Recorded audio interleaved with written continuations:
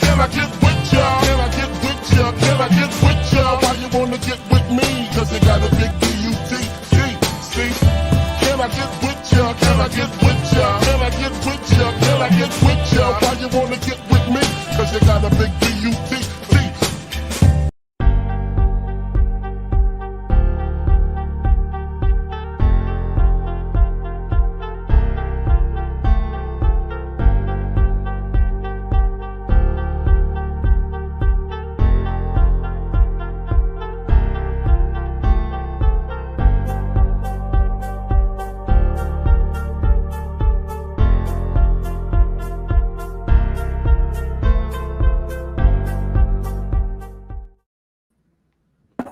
What's good, everybody? We are back again. This is the Role Player Podcast presented to you by Swish Cultures. I am still Jordan Taylor, EuroLeague vet, 12-year overseas pro, still rocking with both my guys, Anthony Goods, the Swish Cultures co-founder and CEO, and also the well-noted Stanford gentleman. And then, of course, we got Richard Hendrix with us, ESPN college basketball analyst, as well as the SEC network, making big waves over there.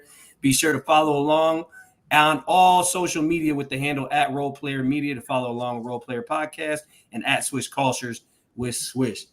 Fellas, what's good, man? It's not a watch along, but we back. We in the mix with our podcast. I know everybody is excited to be here. We excited to get back in a regular flow of things. But how y'all doing, man? What's happening? Rich, what's good? Man, we chilling. Doing good, man. You know, it's always good to be back on the pod. We got a lot of really good stuff for you. Been having some good shows lately with some outstanding guests, so it only going to get better from here. Yep. And I didn't want to. I want to go to Rich first. Rich is obviously he's been just came on with us, did all the watch alongs with us as well as our kind of first live podcast. But you know how we do it here. Goods hairline looking all right, man. His forehead looking shiny. Just left the barber. Just left the barber. Yeah, I didn't want to make you think that I left you out over there, man. So I just shot you out. You good.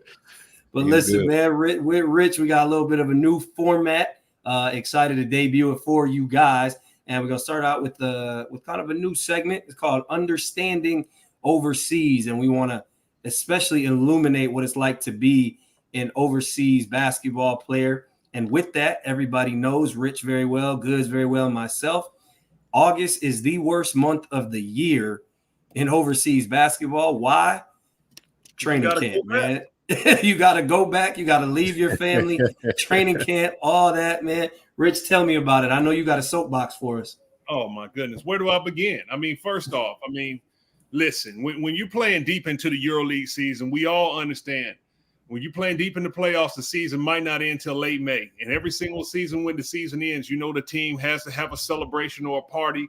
When you're an international player, your bags are packed well before your flight to head home, and it's a countdown. But when you get home, it's like the 2 months, 2.5 months, 3 months you have, it goes by in a blink of an eye, just like that. So when you're sitting there realizing you got to get back on the plane, head back over to be over there for another 9-10 months, you got to say all your goodbyes to everybody because you don't know when you're going to see them. You got to get your mind prepared for the grind, particularly if you're in a new country. There is some exciting feelings that you may have if you got a new contract or a new situation that you're looking forward to. But at the same time, you know you are about to embark upon a period where you just have to really be alone for a long period of time. And starting in with the training camp, as you mentioned, depending on the team, depending on where you are, you're running out in the woods. You're doing a lot of training in places that you've never been. You got to meet people you don't know, and you got to bring it from day one because the expectations that overseas teams have for their American players are going to be high, and you got to be able to deliver from day one, or you're already on the cut line. Nah, but I think we got to take some shots at these Europeans and how lazy they are, making it hell for the Americans coming back. You know, we at least spend time in the gym, open runs and all that. Overseas just ain't got that culture, man. I think it's starting to build and fester a little bit, but I just remember all those years, man, just having to be on the track. I know a lot of guys are spending time in the woods and things of that nature, and it's mainly because, you know, the European players, summer vacation is a vacation, and they don't come back to work until they have to clock in, and, you know, everybody ends up paying paying their dues for that one. But yeah, man, I gotta hate on the Euro homies for that. Jay, what was your experience like? Man, they definitely gonna leave you without Wi-Fi. They're gonna leave you in a hot apartment, no air conditioning, give you a little bitty fan. Man, I'll never forget my first year, rookie year in Rome, man. Rome, shout out Virtus Roma, great city. I didn't appreciate it the way I should have probably, but I'll never forget going to Minneapolis airport, man. My mom dropped me off. I was getting on the plane. It was August. Football season was around the corner. I love fall in Minnesota and Minneapolis. And I'm standing in line to check my bags, looking back at my mom like it was a Lifetime movie, like somebody from the Bucks was about to come running into the airport with a piece of paper saying, "Hey, actually, we're gonna sign you to a contract." I thought that shit was gonna happen, but it didn't go down like that, man. But that's one of the worst feelings in the world. And then you get overseas, 8-hour bus trip up from Rome to Bormio, Switzerland, to sleep in a twin bed next to my guy Lolo Dercole. Shout out Lolo, good dude, but the beds are pushed together like you got to sleep. I said, man, I almost went right back to the airport, quit basketball, and started working as a CPA. But fortunately, I didn't. It ended up being a good experience for me, obviously, many years later. But yeah, August never brings good feelings, except for when I had to go to London, man. That's it. Hey, but let's talk about the bright side though. When that first check hit, usually it'd be in September, but when that first check hit, after you done been cold for a couple months, man, it feel good, don't it? Oh, most definitely. I mean, because that's what you're over there for. I mean, obviously, we can't sit here and talk about the negative. There's a lot of really good things. I mean, the experience when you get to go over and work, but it's an adjustment for Americans that I don't think the international community understands. That when you have such a high quality of standard when it comes to facilities, when it comes to manpower, when it comes to the expectations from everyone on the team showing up on the same day as we might have in our culture, that is a little bit of an adjustment because as you mentioned, when you show up to your apartment and everything's not ready, or maybe you show up in the hotel and you got to stay there for a couple of games, it is a couple of days before you get ready. It's an adjustment. Not to mention the expectation, the performance that they have when you're dealing with the jet lag. For the first couple of days, you're not going to be able to sleep, and you're going to have to be up at 7, 8 in the morning to get ready to start your physicals and start whatever type of workout you have. And just to find out that more often than not, the veteran European players or international players are not there yet. They're still with the national team or maybe in other obligations, and you find yourself working out with juniors, and you're saying, why did you have to bring me over here so early? You could have brought me over here 2-3 more weeks later when everybody else joins the team. I'm going to be in shape. I'm going to be ready to play. I could have had a little bit more time at home, which would have put me in a better mindset to give you what you want to have. So there's a lot of things that come across as negative, but I have to put it on the positive. You have an opportunity to play basketball. You got an opportunity to compete. You're obviously getting paid, and you get a chance to kind of experience a new place in the summertime when you first get over there. So it's a once-in-a-lifetime opportunity that I would tell all the young players who are still playing, take advantage of the first few weeks when you arrive to a new place. Don't just be a recluse sitting in the hotel room. Understand where you are, get adjusted to the city as quickly as possible, and acclimate yourself because it only makes your experience that much better. Shoot, maybe y'all better than me because every time I saw that check, I ain't get excited. Every time I saw a check, I was over there thinking about how I could invent the next Facebook. Get my ass back home. Y'all way better than me. I was always trying to scheme. That might have been my damn problem. It is. Always trying to scheme. That is your problem. Yeah, and what's your problem? And that I'm not playing anymore. That's my biggest problem. Down, and I can't give anybody any buckets or boards. That's the problem I got. And you a college basketball analyst on ESPN, man. That's better than going over to Niigata, Japan in August 20th, going through training camp. Well, I definitely got to do what I got to do. I mean, it was a fun experience. I mean, I definitely say that. But now to be on the other side where you get to talk about the game, where you get to talk about how things work from a player perspective, you now get a chance where you really can break down to the audience about what's going on when you're now on the analyst side of things, getting to promote the game of basketball and talk to all of these high-level coaches and see what's in their mind about what's going on in the game of basketball. But, I mean, at the same time, it was a great run. I would tell every player who was playing back in the day or playing now to enjoy it, because you only get one opportunity and it goes by in a flash. Yeah, I think it creates a different kind of relationships. I can think of every team I played on. I have a relationship that's still lasting to this day, which I'm sure that's just part of basketball, but it just hits a little different when you know, across the water every day, going to practice, going out to eat after practice with certain people or certain teammates and stuff like that. It just creates a different kind of bond, create a different type of understanding. But also one of the things is that, you know, nowadays I think it's a little different going overseas, especially at that EuroLeague level. There's a lot more eyes, a lot more attention, as we've seen on international play. So when we talk about the benefits of playing in international tournaments for players like the Olympics, like the World Cup, like FIBA America, all these tournaments have proven to provide opportunities for players over recent years. Absolutely. Goods, what's your take on all of these things? Yeah, I mean, I think as I've seen the last few years, I think it's a great form for, you know, a lot of players to, you know, upgrade their their market value. You know, I think we've seen it with a number of the European players. We've seen it with some of the American players. And, you know, and I think when you talk about having the opportunity to play in the summer, there's no NBA basketball. There's no EuroLeague basketball. There's nothing there to overshadow what you're doing. So if you find yourself on a decent team and able to play for a specific country and you have a big game, I mean, you can, you know, turn your fortunes around. And we've seen guys, you know, do it. Some guys have kind of rolled the dice, didn't have a job, played for the national team, and then came out with better opportunities than they came with in the summer. So I think especially for Americans that have that opportunity to play for another country, I think it's just a dope personal experience, but I think there's also a chance for you to, you know, upgrade your situation.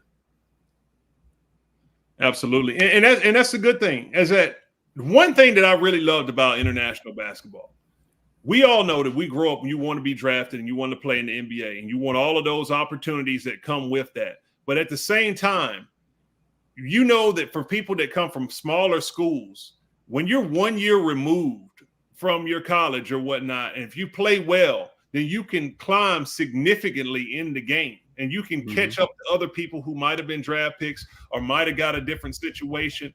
And so that's the one thing that I appreciate about international basketball is that you can play your way up, that your background doesn't matter so much, and you get an opportunity to go out there and prove it on the court. Because so many times when we know in America, when you're trying to go in the NBA draft, when you're trying to play on summer league teams, you might not get the opportunity that you need to showcase your abilities and make that 15-man roster, and obviously not make it to the paydays that you want. But we've seen players who have played in Europe who have started in second division, found their way all the way up into EuroLeague at a high-level situation and getting a lot of respect. So I love that aspect of it, that you can compete and climb up.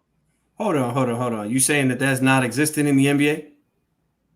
I don't think that this is prevalent as it is in overseas.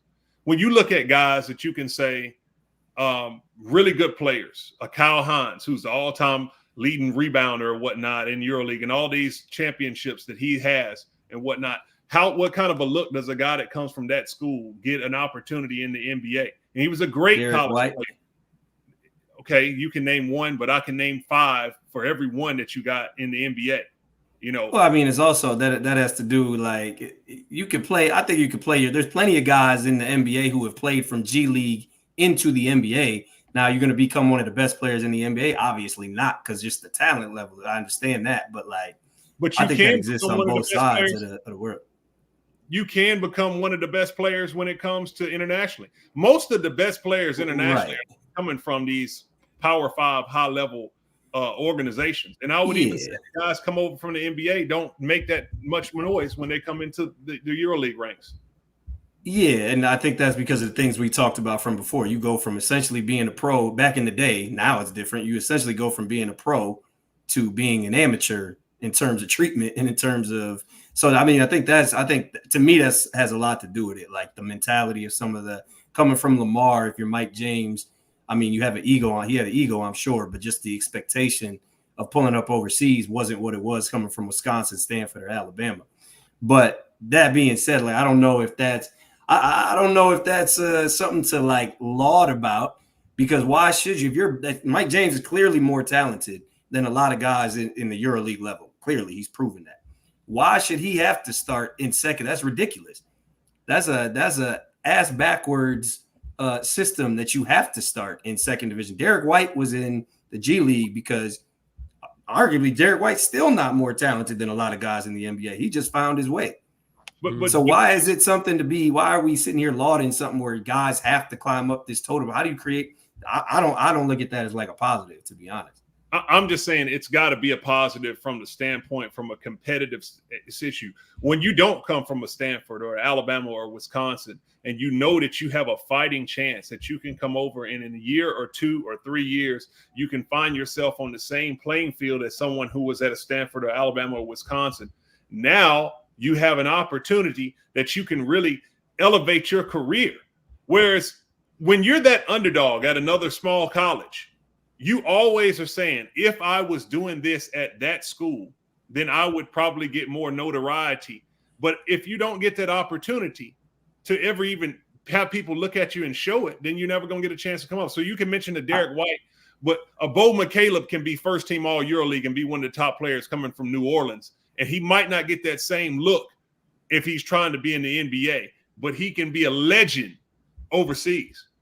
Oh, well, but I think, well, you said coming from a top college, that's a bit archaic as well. Like guys coming from top colleges now aren't necessarily the first looks. So I would say like coming from the college system, it's a pretty even playing field now. Like you see guys like, and it might uneven now just because of NIL. So the guys coming from, but you see guys like recent Dame Lillard, Steph Curry, plenty of small school guys have been getting those looks. Nate Walters have been getting those type of looks in the NBA for a long time now. A long time.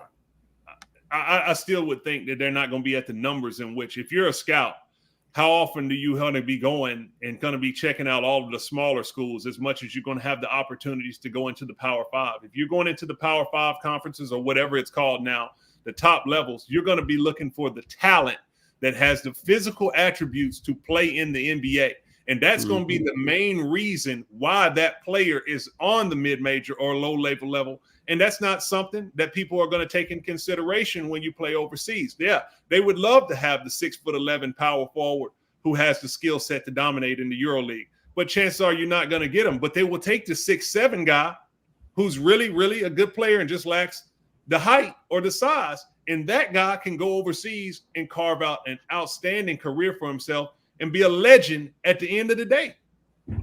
Yeah, I think going overseas buys you time though too. You know, kind of like you said, it buys you time to work on whatever they overlooked you on. You know what I mean? I think that when you look at like an Eric McCollum, you know, I mean, he still doesn't have a NBA type body, but you know, he's obviously had opportunities to make it there. And I think that you know, Mike James, I think, is also another example of that, you know, just being able to, you know, just being able to, you know, come from a small school, get it out the bottom, and then, you know, work your way up to the top and become, you know, not only one of the most dominant guards today, but I think he's obviously he's the leading scorer of all time. Mike James isn't out. We got to stop invoking Mike James and Kyle Hunt. Like, who are the top guards in EuroLeague today? Who are the top guards? American guards. Who are the top guards? Okay, we'll go Kendrick. Wade Baldwin. Kendrick Nunn, who came from the NBA though. Like he also came from a small school. Well, that proves my point. Like, yeah, and he made it to the NBA. Came from a small school and made it to the NBA. So Kendrick Nunn, okay. Wade Baldwin, Lorenzo Brown, NC State, Nick Kalathis. Who am I missing? Every one of these guys probably lacks the positional size that they need to have been in the NBA. Every single one of them. If you're naming those guys, those are all big school guys. Like those are all like Lorenzo Brown doesn't lack positional size.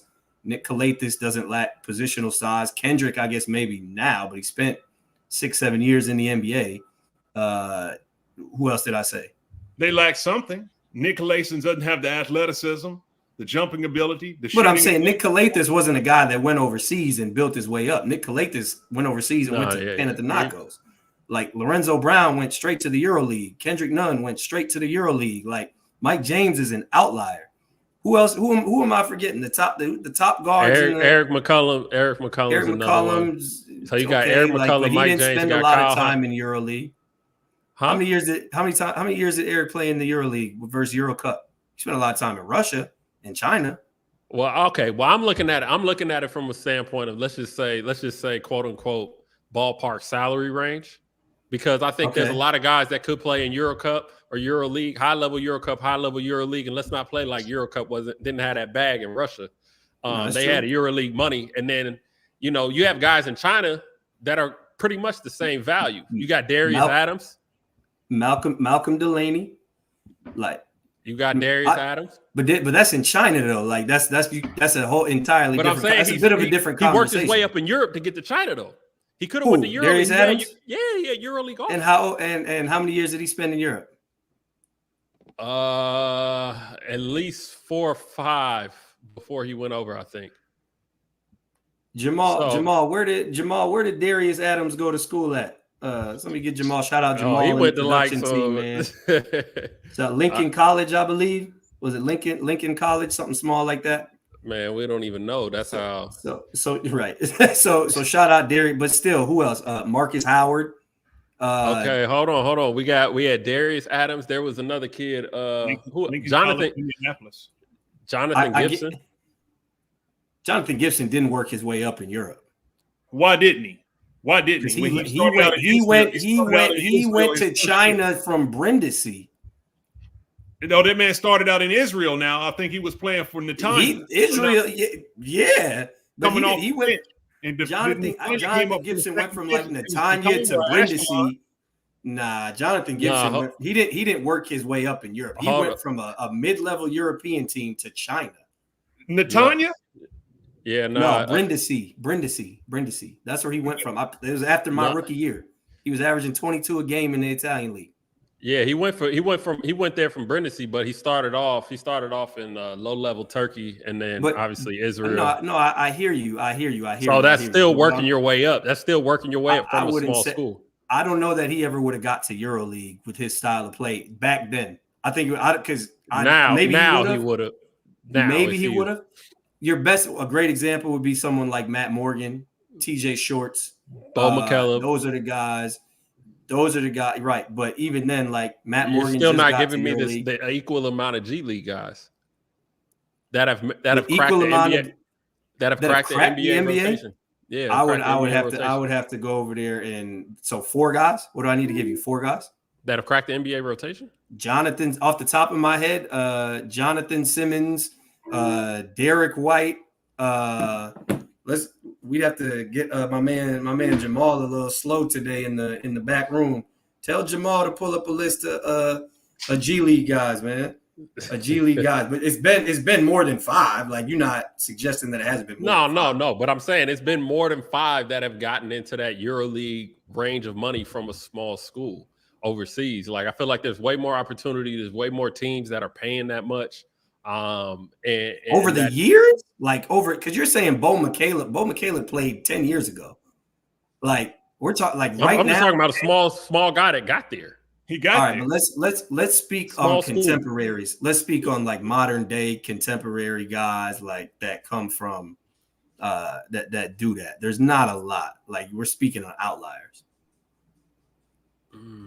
There's not a lot. I still don't, because if you want to go with modern guys, that guy, if you go back and you say a Bo McCaleb, a Kyle Hines that are at the school that they're going to transfer and go to a Power 5 school before their collegiate time is over. So you're not going to have someone, if you always talk about CJ McCollum, Steph Curry, like, they're not going to stay at those schools past their freshman year, coming in doing what they're doing. Now, Steph Curry was a little bit different. I think he said he did have some opportunities to go some other places. But if you take away the fact that you don't have to sit out anymore, you give them the portal and the NIL, no one's staying at those small. Okay, Rich, this is 2 years in the making. I say modern, give it at least 10 years. Like, obviously, NIL is going to change the entire landscape. Well, guys are still transferring. What I'm talking about. They're still transferring 5 years ago. Yeah, but not at the rate that 8 they are years now. ago. They didn't not at the rate that they are now. Guys are in the portal averaging 7 points a game now. What I'm talking about is the guys weren't. Let's go back 10 years and talk about G League versus guys that started low level Europe and made it to that high level tranche of players in the past 10, even 15 years. Like, I don't know. That's not like a prominent thing. See, I think the same thing you have to take in consideration to talk about the G League, because with the influence of the G League having more games promoted on social media, on TV, the salaries going up, two-way contracts, you're getting a whole nother pool of players now who are trying to say, I will try the G League for more years and actually stay there longer. I mean, if you go back, I don't know, I hate to say it, almost 20 years when I'm coming through, you had to make a decision off the rip. You're not going to do that. You're going to make a decision. You're going to say, if I got a team overseas, second division, offering me a solid contract as opposed to taking this B-level, C-level, D-league contract in nothing, you're going to take the overseas deal. And 1 or 2 years after playing overseas and get acclimated and doing things, doing numbers, you can find yourself going from a second division team to a really good organization in the first division in a country that has a good payroll. That's the point that I'm making, is that you can do that. And that same player would not have gotten a sniff in the NBA. So you have to be grateful to Europe for giving you that opportunity, because you wouldn't even have gotten that opportunity in the league. Maybe not. And again, you bring up the two-way as a way to, but the two-way's been around for 5 years. Like, and quite frankly, we're talking about, and really it just started paying, like the rules have changed dramatically on the two-way in the past 2 to 3 years. So like, even then the two-way hasn't played that much of a factor in the conversation. You're talking about modern guys. Like the two-way, you couldn't even be up there longer than 45. And it was only what? That's a pool of 60 guys, and they were non-guaranteed. But you got to look at the fact of what guys were already trying to get film in the G League when the new rule 5-6 years ago with the two-way came out. If you're already got it in there, you got to take it back longer, because it might become opportunistic or to your advantage to say, I'm going to hang around in this because I can achieve my goal of getting to the NBA. That goal wasn't there for people who played 15 years ago. It's not there. You had to elect to go overseas, and overseas was going to give you an opportunity that you just, quite frankly, couldn't get in America. So you have to be grateful for them. For sure. But if you still go back 12, 13 years, that idea of someone working their way up through low-level Europe to prominence in Europe is not it's not a common thing. Like, I don't think there's just as many guys that go over there and flutter out, and they shouldn't even had to start at the level that they started at, is like, there's probably even more ridiculous. I guarantee you, if you go on every, let's say Spain is the best domestic league in Europe, I bet if you go on every roster, you'll probably find at least one guy from a small school. Alex Renfro, 16-year pro, played for about 8 different teams in Spain. But that's entirely changing the scope of what we're talking about. Of course you're going to find guys from a small school, because every roster in Spain isn't prominence in Europe. I mean, it's the prominent domestic league in Europe. Yeah, but you just said salary, though. No. We're talking about salary. You're talking about prestige and respect. Good said salary.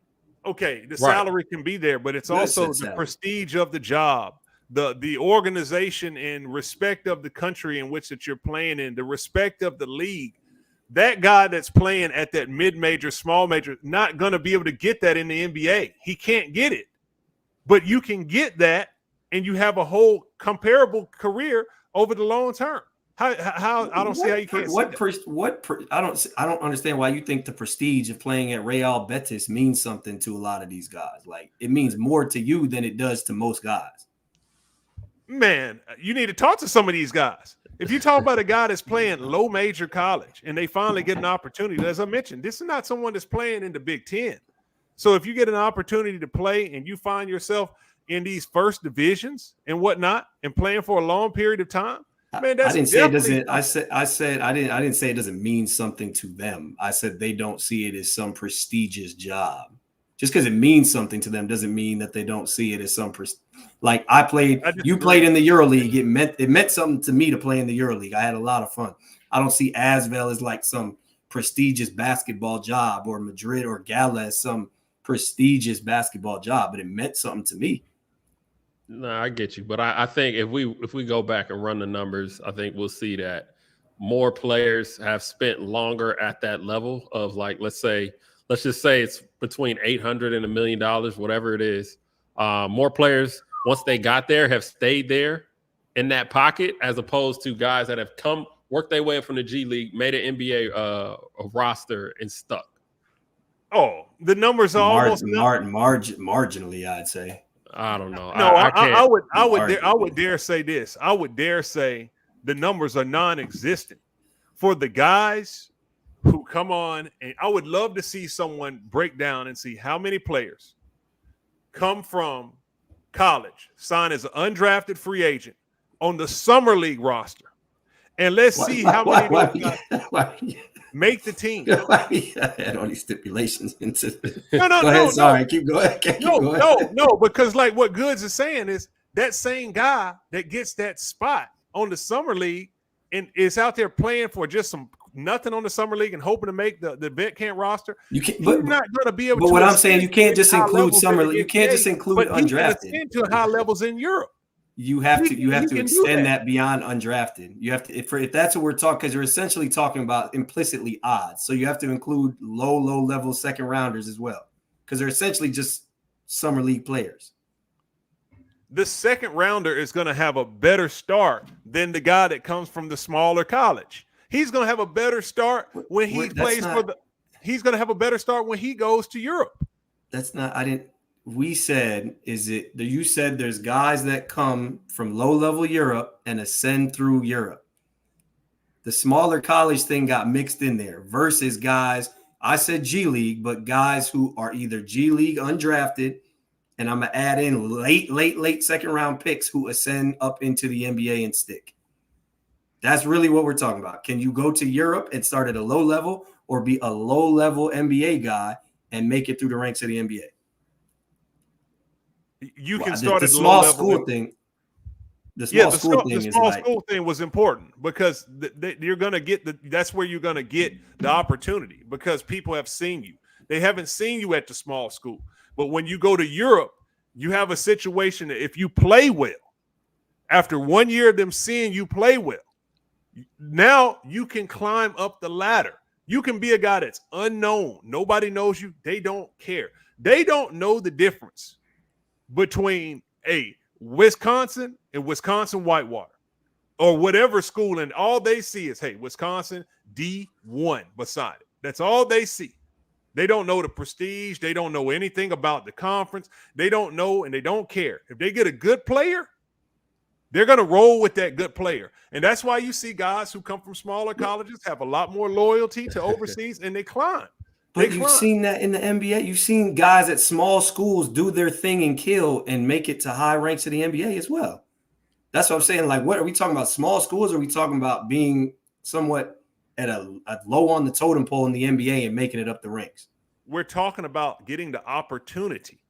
And if you come from a small college, you're not going to get the opportunity. You're not going to get the benefit of the doubt. And that's what you're looking for. It's like if a guy who has played in these certain colleges gets all of these opportunities and all of these chances, you're going to say, oh, no question, he's a good player. He's played against this competition. We've seen him so many times. You get the benefit of the doubt. But if you come from a small school, you might get one shot. That one shot might be your summer league time that you get some minutes. It might be an opportunity where you go overseas and you get one season. You have to show that you can play, because if you can't show that you can play, it's over for you. The guy that starts at Wisconsin, at Stanford, at Alabama, you're going to get to fall down to another level again and prove that you can't do it. It's just the same way like the entry level. If you're an undrafted guy at a big school or a small school and you go to summer league, you're in the same boat at that point. No, you're going to play over the guy that comes from the smaller school. Not if you ain't better. No, it depends on the situation. If you're a small school guy averaging 8 points versus or a small school guy averaging 17 versus a big school guy averaging 8, you might play in summer league over the big school guy. Probably not. Why not? Because you came from a small school. Like, you have to acknowledge the political aspect of these things. You have to acknowledge the political aspect of these things. If you a big school guy who is an All-American versus a small school guy who is all conference, you probably gonna get the benefit of the doubt. But if you're on a lower level at the big school, like once you're undrafted, you're pretty much in the same boat. Nah, I get y'all, man. But let's move forward, man. We gotta move on to our next segment. We got a paycheck, Raincheck. Somebody's paycheck is taking a Raincheck, and today's focus is my man Guerschon Yabusele. For the role player fans that are familiar with him, obviously he was on the Role Player podcast not too long ago, and shared his experience, his first experience overseas, and now he will be heading to the Philadelphia 76ers. He had to pay a $2.5 million buyout. And his contract was for $2.1 million. It was a 1-year deal with Philadelphia. So my question to you guys is, with Guerschon leaving Real Madrid, signing the minimum, do you think he's worth more than the minimum? I'll start it off. Yes, absolutely. I think he definitely is deserving of far more than the minimum. I think it's disrespectful that he has to come over to the NBA and only get $2.1 million, and then you have to cut it in half with taxes. You got a guy who's probably out there voted to an all-tournament team in the Olympics. He helps lead the team to the silver medal and goes toe-to-toe with Team USA in the final, including, you talk about a spectacular and an iconic dunk over LeBron James. This guy has the NBA size. He has the body. He clearly has matured his game over time, and he has proven it not just in the NBA with him being a draft pick overall in the past, but also in the EuroLeague. So he's definitely most deserving of more money than a higher draft pick in this year's draft. Absolutely, he deserves more than the minimum. It's disrespect. I would say, based on precedence for a lot of guys, I don't think he's more deserving. I think we've seen guys in the past, again, Malcolm Delaney, Brad Wanamaker, etc. Plenty of guys. I understand they're guards, but Guerschon is a undersized forward. I played with G, so in Asvel, he's an amazing player, unbelievable player. Like when he gets the ball, it's almost unbelievable how quick he moves at his size. But based on precedence, not his talent, but based on precedence, I don't think it's that crazy, because there's been so many other guys, Americans particularly, who have done what he's done in the EuroLeague, whether it's been first team all EuroLeague or whatever. And as you know, Brad Wanamaker was looking at a two-way off of a first team or second team all EuroLeague season. So I don't think it's unjust. I think it's and again, they were worth more, but they didn't get it. So off precedence, I think it's pretty fair. Yeah, and I also think we also have to equate, who's paying that buyout. I mean, $2.5 million buyout, is that coming from the team or is that coming out of Guerschon's pocket? I think that has a lot to do. I'm assuming Philly paid the buyout, and then they're going to pay him the salary on top of that, which is why he probably took the minimum. But I think G was probably one of those guys that really just wanted to have a second chance. As we talked about here on the Role Player podcast a while ago, and you guys can find that on the Swish Cultures YouTube channel. But G kind of outlined how, at Boston, it was a change for him, not being able to going from playing all the time, having the ball in your hands and being young and getting DMPs. It's not easy for any player. So I'm happy he's got this opportunity. And I think Philadelphia could actually use him this year. And as we talked about on this podcast before, a lot of the European players that have done well in the NBA, they are of superior strength for their position. And I think Yabusele kind of fits that mold. And, we're also talking about a 40% free throw shooter, 3-point shooter last year. But we got a comment from Mike Jones, who says Sixers need to be careful. European basketball isn't NBA basketball. What are your guys' thoughts on this comment here in regards to Guerschon and his ability to compete at the NBA level? Well, I would say he definitely compete. He has the experience, so he's been there before when he was with the Boston Celtics, so he understands it. But more than anything, he has matured We all know that it takes players a long time to get into their prime when it comes to being a basketball player, and Guerschon has been able to show that he's able to do that. And you talk about the momentum that he just has coming off of the Olympics and the performance he had against all NBA players.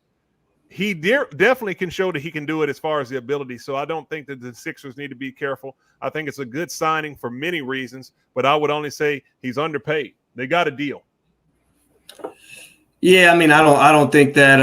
I mean, he's right. European basketball isn't NBA basketball, but I don't even think G plays a European brand of basketball. To be honest, I think that he's capable of that, but I also think that he's capable of playing the NBA style. He likes to get in transition. He can shoot it, especially when he gets hot. He's streaky. So I don't think that's really that applicable to G in particular.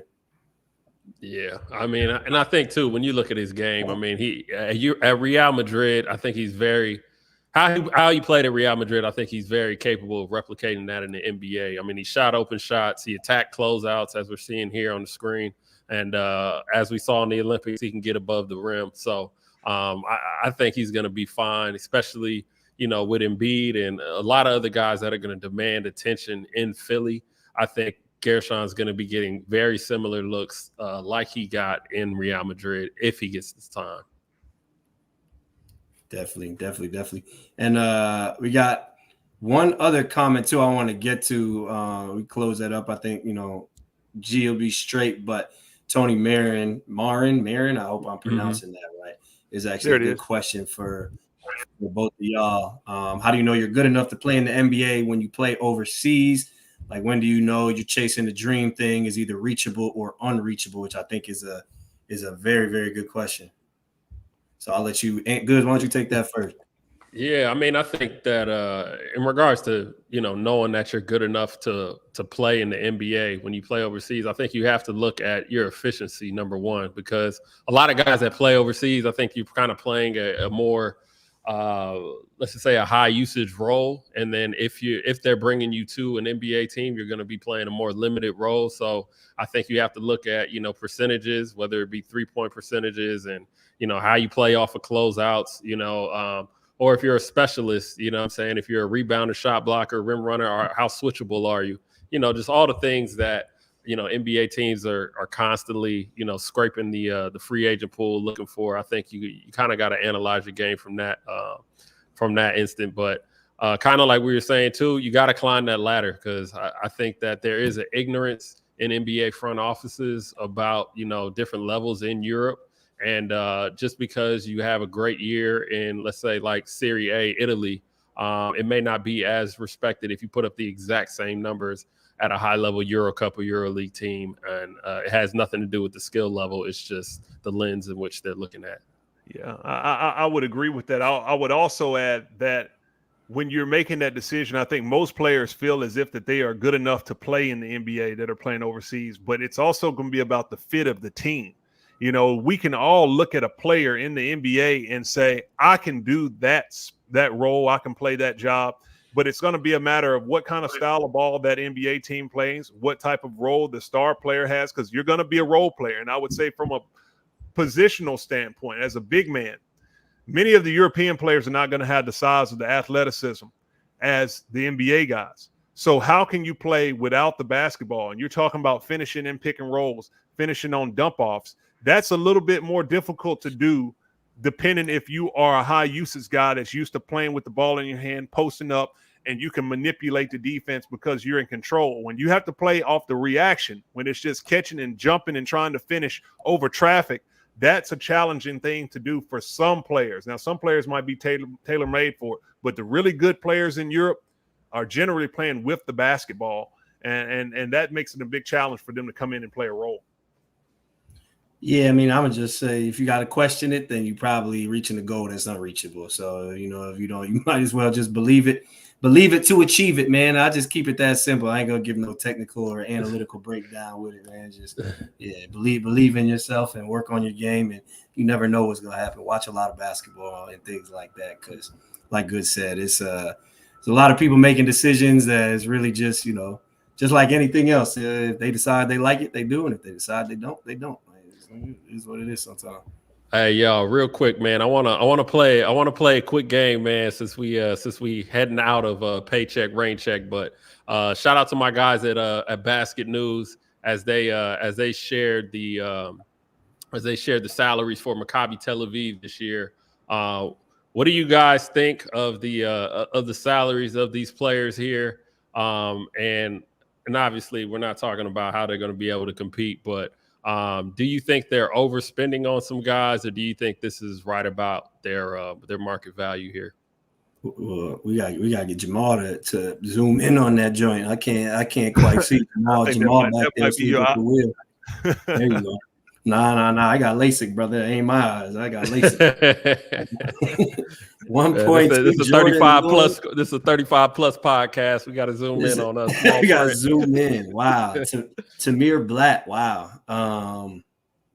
Yeah. Looking at that, I mean, no, I don't think that they're overspending. Shout out Jake Cohen's a guy. There you go, Rich. There's a guy who you can shout out who's climbed the ranks of European basketball from a small school, Davidson College. Mm-hmm. Davidson College. But yeah, I mean, I don't see a lot wrong with that, man. Shout out to Tamir Blatt too. A lot of those guys have put in a lot of work over the years, and kind of surprised. Wendy and Gabriel only getting 750 is a little surprising to me, but kind of a weird roster to me by Maccabi standards. You don't see a lot of American guys. Well, you see Levi Randolph there, who's there towards the middle of the roster. One thing I really look at this roster, they did a pretty good job of trying to have a nice distribution and balance amongst the salaries, if this is accurate. And you want to talk about a player who's played many years. He's had NBA experience in the G League. He's also bounced around in Italy and also playing for Hapoel Jerusalem. That's a value signing that they picked up coming over from the Euro Cup Champions League level into the Euro League that can give them a little bit more guard power coming off of the bench, and maybe even an off and on starting role. So when you look at this team, I think it's put together well. I think the salaries are just. I mean, listen, this is a good level, high-level organization that has championship aspirations. And when you have that type of level, you have to compensate if you want to compete. Yeah, no, without a doubt, man. I think they have a solid roster. I don't really like this roster in regards to competing in EuroLeague, but I think that this is good for their budget. I think that what a lot of people don't understand, and I'm pretty sure it's the same now as it was before. I think especially for the local players, Israel has to pay like double the salary in regards to taxes. And that's why they usually only keep foreigners for I think up to 5 years, because after 5 years they have to pay double the salary and taxes as well. So this is so really when you look at a guy like a Tamir Blatt, the team is actually spending double that to have them on his roster. But there's just not a lot of great local talent, I think, in Israel. So Maccabi has to, you kind of have to spend that money there. John D. Bartolomeo, another guy for y'all argument too. I want to include that one as well. Shout out him, come from D3 school and now all the way up to the EuroLeague. So shout out him, man. He had a hell of a rise. I think, before we get up out of here, man, I think one last question from our viewers, man, from Malcolm Farrington. What would you say are some of the most sought after skills in an NBA level guard, Anthony Goods and Detroit Pistons scout? I would say that some of the most sought after skills in an NBA level in an NBA level guard. I think if we're talking outside of the NBA, in regards to that conversation, I would say definitely it would have to be the ability to defend, knock down open shots, and then get everybody involved. Again, you're playing a more limited role. It's going to come down to how are you going to help the team, not how are you going to lead the team. So I would definitely say I think offensively is not a problem for a lot of guards, especially overseas. I just think the commitment to the defensive end and being impactful in that way and shooting a good percentage from three is what I think keeps a lot of guys from getting opportunities. Hey, listen, I don't have any guard skills. I mean, I just obviously I don't have any guard skills to let you know, Malcolm. But I would say this. I mean, the challenge I would have to say for guards coming in is, as Good spoke on. In order to get noticed on the collegiate level or whatever level, you're going to have to get buckets. But how can you have a transferable skill of being an off guard or a reserve or a defender when it's time for you to climb to the next level in the NBA? So it's an overall mindset that you have to work on, the skills of saying, I'm going to be the man, and work on ability to do things with the ball in my hand, but also have the skill set to do it without it. Maybe that might be being a defender, being a player who can knock down a catch and shoot shot, being in great shape that you can basically guard several positions and just create value for yourself. But it's a challenge, I would say, for any player, but particularly for guards, because you're going to be usage heavy on this lower levels. And then when you get on a team that has a really good superstar, you got to be able to come in the game and make your presence known in a short amount of time with not that many reps and without the ball in your hand. So it's a challenge, but you got to work on your overall game, and you got to work on other aspects outside of what you're asked to do from your team on the level that you're on. Yeah. Rich took the words out of my mouth. I would just say versatility in general, like having the ability to obviously shoot the ball, but then, score and play off the ball. But then also now, especially depending on your sizes, knowing, having the intelligence or the wherewithal of which one you have to do in a certain moment, like, and understanding the situation of when you're supposed to be off the ball, when you're supposed to be on the ball, is probably the hardest thing, I would say, because it used to be, guards, you have the ball the whole game. Even in the NBA, you have the ball the whole game. You organize offense, you get guys involved. Or now Giannis or even Pascal Siakam getting that thing off the rim is like, you better get out the way. You better run and fill that corner. And, you got to know when to back cut. You got to know when to stay in the corner and shoot it. You got to know when to slide up and fill. So I would almost like, guards have always been, or point guards at least, have always been the quarterback. But now the quarterback skills just look a whole lot different. So, yeah, versatility and all. So, but listen, man, this is the Role Player Podcast. That's all we have for you today. We appreciate y'all tuning in. Be sure to make sure you follow along at Role Player Media for the Role Player Podcast, and at Swish Cultures for everything Swish Cultures related. Be sure to hit that subscribe button below. For Richard Hendrix, Anthony Goods, I'm Jordan Taylor, and we'll catch y'all Mondays at 4 p.m. Eastern Time, 10 a.m. Central Time, 11 a.m. Eastern Time for all our live podcasts moving forward. And we'll catch y'all next time. Love.